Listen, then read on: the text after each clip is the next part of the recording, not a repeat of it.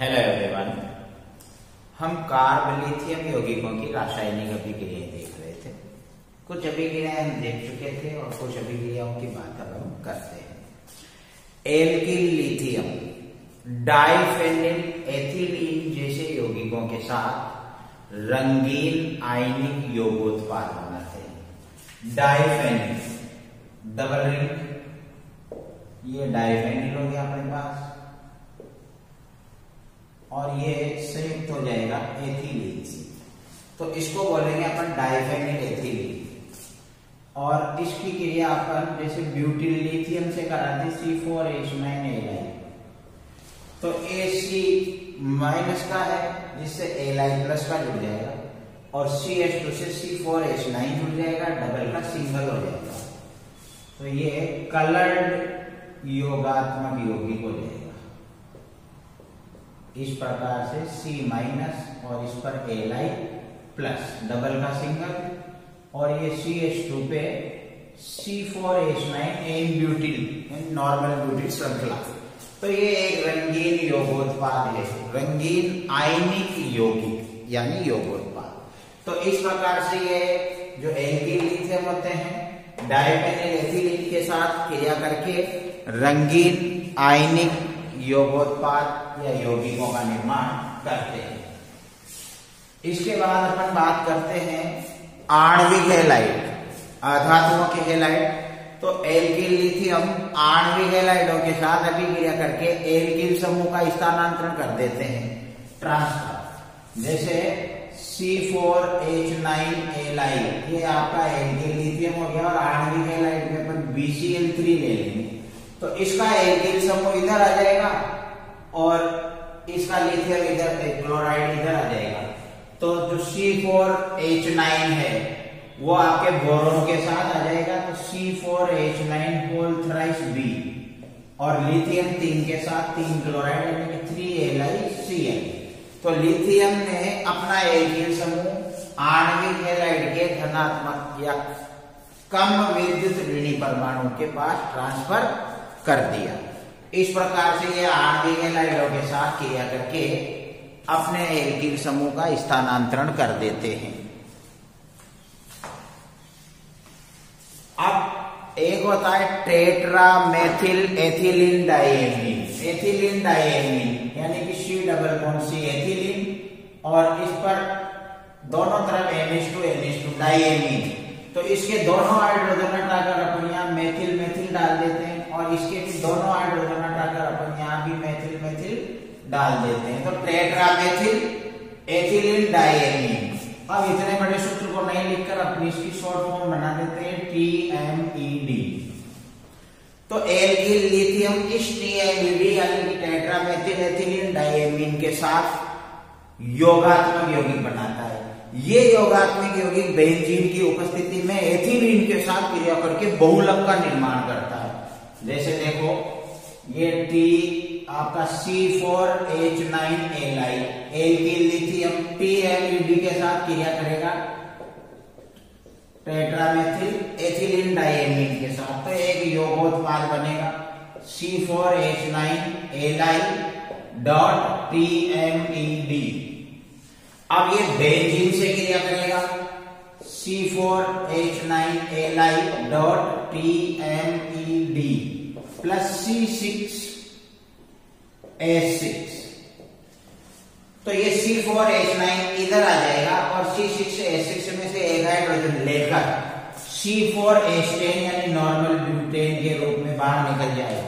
तो ये C6H5 बचा जो ब्यूटिल की जगह ले लेगा, तो ये हो जाएगा C6H5Li.TMED। अब ये क्रिया करेगा एथिलीन के असंख्य अणुओं के साथ यानी माना एन अणुओं के साथ, तो C6H5Li.TMED प्लस ये एन अणु मान लिया अपन ने C2H4 एथिलीन के, तो C6H5 का होल N Li.TMED, ये बहुलक बन गया। ये फिर से बेंजीन से क्रिया कर सकता है, तो C6H5 C2H4 whole N Li TMED plus 2C6H6। तो दोनों का एक एक हाइड्रोजन कम कर देंगे तो 2 बार फेनिल समूह अपन को प्राप्त हो जाएंगे। तो एक तो आप यहां से C6H5 Li.TMED को पृथक कर दो। अब यहां पर अपने पास में बच रहा है केवल C2H5 होल एंड, जिसके आगे पीछे अपन 2 फेनिल समूह जोड़ सकते हैं। तो C6H5 C2H4 का होल एंड और C6H5, तो ये एक बहुलक का निर्माण यहां पर हो जाता है। इसी प्रकार से अपन बात करें तो बहुलकीकरण की और भी रासायनिक अभिक्रिया ये देता है, जैसे संयुग्मित डाइइनो के बहुलकीकरण से जो कृत्रिम रबर अपन बनाते हैं वहां भी एल्किल लिथियम उत्प्रेरक के रूप में प्रयुक्त किए जाते हैं। जैसे आइसोप्रीन जिसके बहुलकीकरण से प्राकृतिक रबर प्राप्त होता है, तो आइसोप्रीन के बहुलकीकरण से अपन गट्टा मार्च और हेविया रबर बनाते हैं, वहां एल्किल लिथियम उत्प्रेरक के रूप में प्रयुक्त होता है। तो ये डाइईन 1,3 डाइईन, ये CH2 और ये CH2, ये H और ये CH3, ये हो गया 2-मेथिल 1,3-ब्यूटाडाइईन। अब इसका जब अपन बहुलकीकरण कराएंगे एल्किल लिथियम की उपस्थिति में, RLi की उपस्थिति में, तो ये एक उत्प्रेरक है। तो यहां से अपन को एक उत्पाद तो इस प्रकार से प्राप्त हो जाएगा, दोनों द्विबंध यहां से हटकर बीच में एक द्विबंध आ जाएगा। जब योग होगा, बहुलकीकरण होगा, तो CH2 सिंगल, द्विबंध यहां बीच में आ गया, और ये H और ये CH2 और ये CH3 और ये चेन इधर चलती जाएगी। तो यहां पर CH2 समूह परस्पर विपरीत है, तो इसको बोलते हैं अपन गट्टा पार्चा, जो कि विपक्ष रूप है। और इसके साथ ही कुछ अणु ऐसे भी प्राप्त होंगे जिसमें ऊपर भी CH2 ये चल रहा है और इधर भी CH2 ये चल रहा है, इधर मेथिल हो गया और इधर हाइड्रोजन हो गया। इसमें CH2 समूह एक ही और है, तो ये समपक्ष रूप है, इसको हेविया रबर बोलते हैं।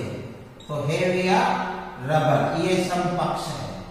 इस प्रकार संयुग्मित डाइईनों के बहुलकीकरण से जो अपन रबर बना रहे हैं, उन अभिक्रियाओं में एल्किल लिथियम उत्प्रेरक के रूप में प्रयुक्त किए जाते हैं। अब इसके अतिरिक्त अगली अभिक्रिया की बात करें तो एल्किल लिथियम या फेनिल लिथियम, दोनों में से कोई भी डाइएल्किल जिंक के साथ या लिथियम हैलाइड के साथ या अन्य कार्बोधातु यौगिकों के साथ क्रिया करके संकुल बनाते हैं। जैसे अपन बात करें C2H5 Li एथिल लिथियम और डाइएल्किल जिंक, तो C2H5 होल ट्वाइस Zn, तो यहां संकुल बनेगा Li Zn और C2H5 होल थ्राइस, तो लिथियम ट्राइएथिल जिंक इसका नाम बनेगा। इसी प्रकार से ये एथिल लिथियम C2H5 Li, ये लिथियम हैलाइड यानी LiBr के साथ संकुल बनाएगा। Li के साथ एक लिगेंड C2H5 और एक लिगेंड Br, या एल्किल लिथियम की जगह फेनिल लिथियम का भी उपयोग कर सकते हैं। तो 2C6H5 Li plus C6H5 whole twice Mg diphenyl magnesium, तो यहां संकुल बनेगा Li2 और Mg के साथ C6H5 4 बार लिगेंड हो गई। तो इस प्रकार से एल्किल लिथियम या एडिल लिथियम किस किस के साथ संकुल बना रहे हैं? डाइएल्किल जिंक के साथ भी संकुल बना रहे हैं, लिथियम हैलाइडों के साथ भी संकुल बना रहे हैं, या अन्य कार्बोधातु यौगिकों के साथ भी ये संकुल बना रहे हैं। इस प्रकार से लिथियम के कार्बोधातु यौगिक अनेक महत्वपूर्ण रासायनिक अभिक्रियाएं देते हैं। जहां तक लिथियम के कार्बोधातु यौगिकों का उपयोग है, तो दुनिया में जितनी भी लिथियम धातु बनाई जाती है उसका अधिकांश भाग लिथियम के कार्बधातुक यौगिक बनाने में काम में आता है। और इस बात से आप समझ सकते हो कि लिथियम के कार्बधातुक यौगिक कितने महत्वपूर्ण होंगे। एल्किल लिथियम का उपयोग एथिलीन के बहुलकीकरण में किया जाता है। उसके अलावा ब्यूटिल लिथियम और TiCl4 का उपयोग आपके ब्यूटिलीन के बहुलकीकरण में किया जाता है। ब्यूटिल लिथियम वाइनिल क्लोराइड के अत्यंत क्रिस्टलीय क्रिस्टल या अत्यंत क्रिस्टलीय बहुलक बनाने में भी उत्प्रेरक के रूप में काम में लिया जाता है। ब्यूटिल लिथियम का उपयोग सल्फोनेट बनाने में किया जाता है, जो कि अपमार्जकों के रूप में प्रयुक्त किए जाते हैं। एल्किल लिथियम कई प्रकार के संकुल यौगिकों का निर्माण भी करते हैं। इसके अलावा अभी अपन ने देखा था कि ब्यूटाडाइन के बहुलकीकरण में या आइसोप्रीन व स्टाइरीन के बहुलकीकरण से रबर बनाने में पेंटामेथिलीन डाइलिथियम का उत्प्रेरक के रूप में उपयोग किया जाता है। एक लिथियम के कार्बधातुक यौगिक घृण्यान अभिकर्मक से भी अधिक क्रियाशील है। तो जिन अभिक्रियाओं में घृण्यान अभिकर्मक सफलतापूर्वक प्रयुक्त नहीं किया जा सकता, उन अभिक्रियाओं में हम घृण्यान अभिकर्मक के विकल्प के रूप में लिथियम के कार्बधातुक यौगिक या एल्किल लिथियम का उपयोग कर सकते हैं। और संकुल यौगिकों का निर्माण ये कर ही रहा है। इस प्रकार से लिथियम के कार्बधातुक यौगिक कार्बनिक संश्लेषण में भी अत्यंत महत्वपूर्ण भूमिकाएं अदा करता है। इसके साथ ही लिथियम के कार्बधातुक यौगिकों का टॉपिक यहाँ समाप्त होता है। अब हम कार्ब सल्फर यौगिक पढ़ेंगे अगली क्लास में, यानी कि सल्फर के कार्बधातुक यौगिक। अब उनको हम कार्बधातुक यौगिक नहीं कहेंगे क्योंकि सल्फर धातु नहीं है, अधातु है। तो अब अधात्विक यौगिक पढ़ेंगे, अधातुओं का एल्किल समूह के साथ।